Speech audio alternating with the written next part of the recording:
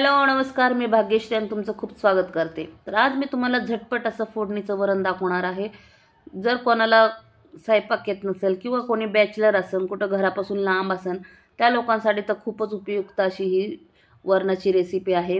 तुम्ही नक्की ट्राय करून बघा, खूप झटपट पद्धतीने होते आणि खायला तर एक नंबर लागते। तर चला तर आपण व्हिडिओला स्टार्ट करूया। तर मी एक कुकर घेतला आहे। कुकरमध्ये 1 वाटी मुगाची डाळ, 1 वाटी तुरीची डाळ घ्यायची आहे। दोन्ही मी डाळी समप्रमाणात घेतली आहे। त्यामुळे काय होतं की आपलं वरण आहे ना असं मस्त घट्टसर होतं। आणि नंतर ती डाळ मी स्वच्छ 2 पाण्याने धुवून घेतली आहे। त्यातली डस्ट किंवा त्यात मारलेली पावडर सगळी निघून जाते। त्यानंतर आपल्याला वरणासाठी 1 तांब्या पाणी टाकून घेतलं आहे। तर हे 3-4 लोकांसाठी पुरे होते 1 तांब्या पाणीमध्ये वरण। जर तुमच्या घरात लोक जास्त असतील तर तुम्ही पाण्याचं प्रमाण आणि थोडं डाळीचं प्रमाण वाढवून घ्या। आणि त्यानंतर टाकूया आपण बारीक चिरलेली 1 मिरची। तर लहान मुलं असल्यामुळे मी 1च मिरची टाकली आहे। तुमच्या घरात तिखटाचं प्रमाण आवडत असेल तर तुम्ही अजून 1 मिरची टाकू शकता। त्यानंतर 1 बारीक चिरलेला टोमॅटो आणि चवीपुरतं मीठ टाकून घेतलं आहे मी। त्यातच 1 पळी तेल टाकून घ्यायचं। अर्धा चमचा हळद टाकून घ्यायचं। त्यामुळे काय होतं, डाळीला कलरही खूप सुरेख येतो हळदीने आणि टोमॅटो आणि मिरचीने अशी चव चांगली उतरली जाते डाळ शिजतानाच। त्यामुळे हे सगळं आपण डाळ शिजतानाच टाकून घ्यायचं आहे। तर कुकर मी लावून घेते आणि ह्याचे 4-5 शिट्ट्या काढून घ्यायच्या आहेत। 2 शिट्ट्या फास्ट गॅसवर करायच्या आणि 3 शिट्ट्या बारीक गॅसवर करायच्या। त्यामुळे डाळ खूप छान मस्त शिजते। तुम्ही पाहू शकता, डाळ फेटायचीही गरज नसते आपल्याला, अशी गरगरीत इतकी मस्त डाळ अशी शिजते अशा प्रकारे शिजवली तर।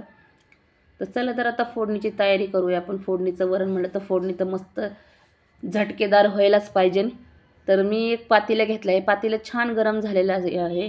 त्यामध्ये टाकले 2 पळी तेल।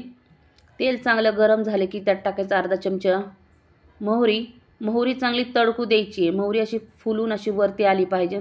त्यामुळं जितकी मोहरी छान तडकन ना तितकी वरणाला चव येते। त्यानंतर अर्धा चमचा जिरं टाकलं। जिरंही चांगलं फुललं। त्यानंतर कढीपत्त्याची पानं टाकली 4-5 आणि नंतर ठेचलेलं लसूण टाकून मस्त अशी चरचरीत आपल्याला फोडणी द्यायची आहे। मस्त लालसर होईस्तोवर तळायचं आहे। तर पाहू शकता मस्त आपले ते फोडणी चांगली लालसर झालेली आहे। आता यात लगेचच आपल्या शिजलेली डाळ ओतून घ्यायची आहे। तर डाळ मी ओतून घेतली आहे। मस्त असं त्याला पळीच्या सहाय्याने फिरवून घ्यायची आहे फोडणीला आणि डाळीला। आपलं मस्त असं वरण झालेलं आहे फोडणीचं। आणि त्यातच थोडीशी मुठभर कोथिंबीर टाकून घ्यायची आहे। तेही चांगलं पळीच्या सहाय्याने फिरवून घ्यायचं आहे।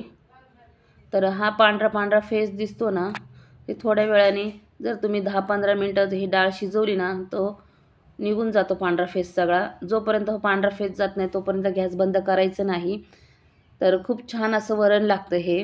तुम्ही नक्की ट्राय करून बघा। आणि जर तुम्हाला माझी रेसिपी आवडत असेल तर प्लीज एक लाईक करा आणि चॅनलला नवीन असाल तर चॅनलला सबस्क्राईबही करा।